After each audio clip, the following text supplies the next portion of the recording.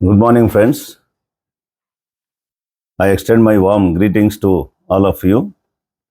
Today, I wish to speak on a subject that has suddenly become a matter of controversy, not because of any new discovery, but because of a deliberate attempt to distort historical facts.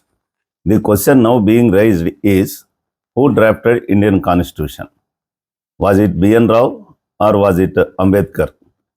The truth about the same. Some forces aligned with the Sangh Parivar and Brahmanical ideology are now aggressively claiming that B.N. Rao, not B.R. Ambedkar, is the real drafter of our constitution. The narrative is not only factually wrong, but also politically motivated. Therefore, let us examine the truth with clarity, evidence, and historical integrity. My friends, now let us set out the context. Why this debate now? My friends, for more than 75 years, the world has universally honored Baba Sahib Dr. B.R. Ambedkar as the chief architect of the Constitution. His photograph stands in the Parliament. His statue stands before the Supreme Court. Globally, from Columbia University to United Nations, his role is celebrated.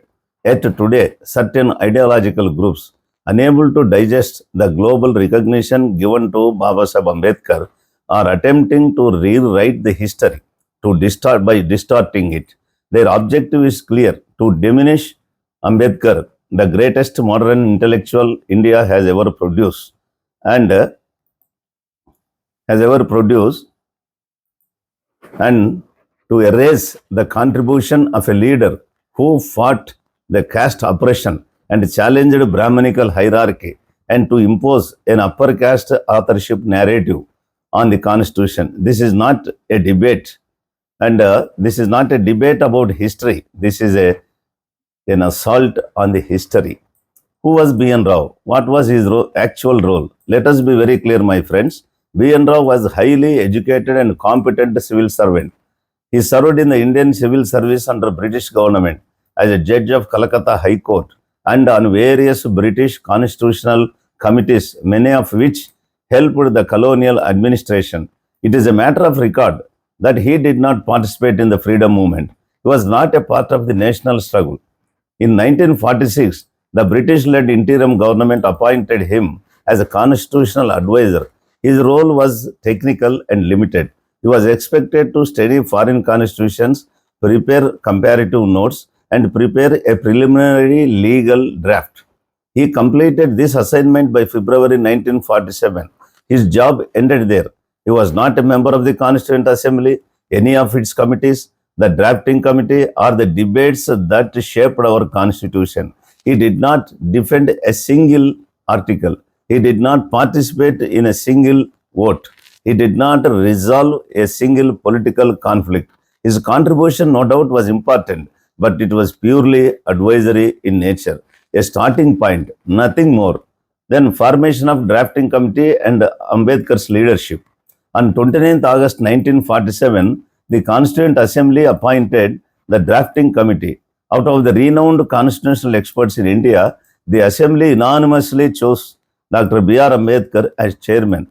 This itself is a testimonial of his leadership and scholarship, intellect, and commitment to social and political democracy. What followed for the next 2 years and 3 months was one of the most intense, exhaustive intellectual exercises ever undertaken in a democratic history. The drafting committee under Baba Sahib Ambedkar studied 7,635 written suggestions, considered more than 2,000 amendments in the assembly, debated every article, clause by clause, and Baba Sahib Ambedkar worked day and night for 2 years, 11 months, and 18 days to produce a constitution that protects liberty, equality, and fraternity and justice for every Indian citizen.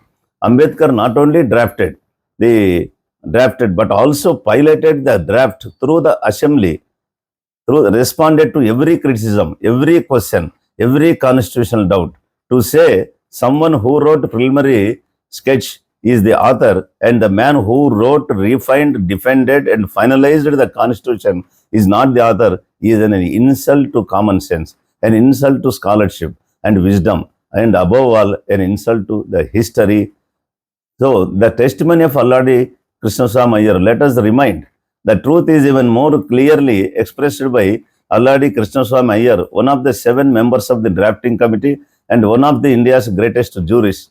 He stated openly, though there were 7 members in the drafting committee, for one reason or the other 6 could not participate fully. The entire burden of drafting or preparing the constitution fell upon Dr. B.R. Ambedkar, and the entire credit for drafting the constitution goes to him alone. This is not an opinion. This is a first-hand testimony of a fellow drafter who watched Ambedkar's work every day. Ambedkar's generosity towards B.N. Rao. In his concluding speech on 25th November 1949, Dr. B.R. Ambedkar graciously acknowledged B.N. Rao's preliminary draft of the work. It was a statement-like gesture by a man who never claimed personal credit, but Sangh propaganda has twisted Ambedkar's generosity into a false claim. Acknowledging a preliminary technical draft is not the same as giving authorship. If someone gives a mason a blueprint, does that make the blueprint maker the architect of the building? Or does the architect who designs, supervises, constructs, corrects and completes the building deserves the credit? The answer is obvious. Why the propaganda today? Understanding the ideological project. My friends, this attempt to overcredit B.N. Rao is not innocent. It is a part of a larger political strategy and conspiracy. They are uncomfortable with Baba Sahib Ambedkar's critique of caste, Brahmanism, and about Hindu majoritarian tyranny.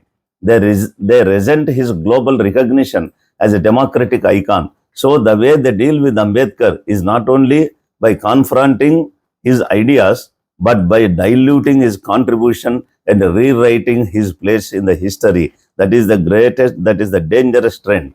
This is the same mentality that removed chapters from NCERT textbooks, glorified colonial collaborators, attacks Nehru legacy, and undermines the institution built during the freedom movement. The rewriting of Ambedkar's role is a part of the same ideological hidden mission.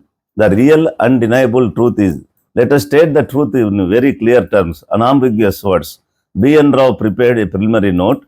Dr. Baba Sahib Ambedkar wrote the constitution. Dr. Baba Sahib Ambedkar defended the constitution. Dr. Baba Sahib Ambedkar finalized the constitution, and therefore Dr. B.R. Ambedkar is beyond doubt the chief architect of the Indian Constitution, otherwise known as the father of Indian Constitution. Scholars across the world, international institutions, and people of India, the propaganda cannot change the truth. Distortion cannot defeat the documentation. Falsehood cannot bury the history. So, what is our the responsibility as citizens of this great country? Friends, at a time when the constitutional institutions are under stress, federalism weakening, dissent is targeted, statutory bodies are subverted, minorities are vilified, and communal politics is tearing society apart. It is more important than ever to defend the constitutional morality and to protect the truth of our constitutional history. So let us remember one thing. Defending Ambedkar's legacy is defending the constitution itself, and defending the constitution is defending the India's future. So let us not forget our responsibility to protect the constitution and thereby to defend and protect the India's future democratic republic fabric. Thank you. Jai Bhim, Jai Bharat, Jai Constitution.